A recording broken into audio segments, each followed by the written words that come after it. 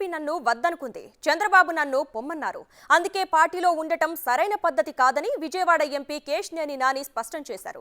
ముందుగా speaker appointment తీసుకుని అదే రోజు రాజీనామాకు ఆమోదం పొందేలా చేసుకుంటానని కేశినేని స్పష్టం చేశారు. తన అభిమానులు, కార్యకర్తల నిర్ణయమే తన నిర్ణయమని, వారు ఏ పార్టీలో చేరమంటే ఆ పార్టీలో చేరతానని ఎంపీ వెల్లడించారు.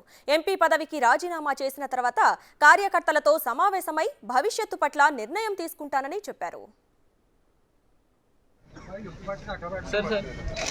सर डॉक्टर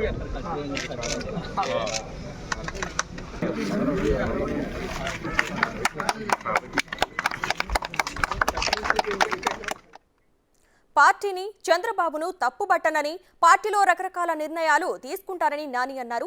ఎన్నికల స్ట్రాటజీ ప్రకారం పార్టీలో కొన్ని నిర్ణయాలు జరుగుతూ ఉంటాయన్నారు. ఇప్పటికే 2 సార్లు ఎంపీగా పోటీ చేశానని, 3వ సారి, 4వ సారి చెప్పినా కానీ చివరగా మాజీ ఎంపీ అవ్వాల్సిందేనని ఎంపీ వ్యాఖ్యానించారు. ఈ టర్మ్ తర్వాత విరామం తీసుకుంటానని కార్యకర్తలతో ఇంతకు ముందే చెప్పానని నాని గుర్తు చేశారు. ఎమ్మెల్యేతో కలిసి రోడ్డు ప్రారంభించాడు వెళ్ళి అని రాసి ఉంటుంది. అంటే వైసీపీ ఎమ్మెల్యే ఎంపీ కలిసి అభివృద్ధి చేయకూడదు ఈ ప్రాంతాన్ని. టీడీపీ ఎంపీ కలిసి నేను వద్దనుకుంది పార్టీ. చంద్రబాబు గారు నన్ను పొమ్మన్నారు.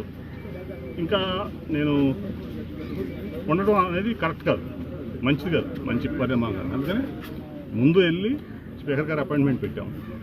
ముందు వెళ్ళి స్పీకర్ గారిని అడుగుతాం, స్పీకర్ గారిని రాజీనామా చేస్తాం. ఆయనతో అదే రోజు ఆమోదింపు చేసుకుని అప్పుడు పార్టీకి రాజీనామా చేస్తాం. ఎందుకంటే పార్టీకి ఎంపీ పదవి ఉండగా పార్టీ వదిలేసని చెప్పకూడదు, ఇంకో పార్టీకి వెళ్ళకూడదు, లేదా ఇంకో నిర్ణయం తీసుకోకూడదు. కాబట్టి అదే సోషల్ మీడియాలో పెట్టారు.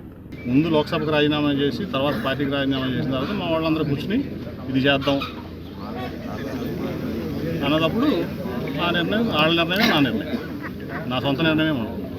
మా వాళ్ళందరూ ఏం చేయమంటే ఇప్పుడు 4 రోడ్లు ఉంటాయి. ఏ రోడ్ల నుంచి వెళ్దామంటే డెస్టినేషన్కి మా వాళ్ళు ఏది నిర్ణయిస్తే మా వాళ్ళంతా కలిసి, ఎందుకంటే అందరిని క్యారీ చేయాలి కదా, నేను నా ఒక్కడి నిర్ణయం కాదు కదా.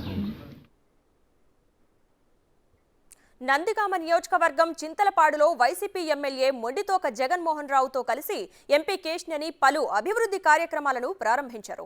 నందిగామ వైకాపా ఎమ్మెల్సీ పనితీరు బాగుందని నాని కితాబు ఇచ్చారు.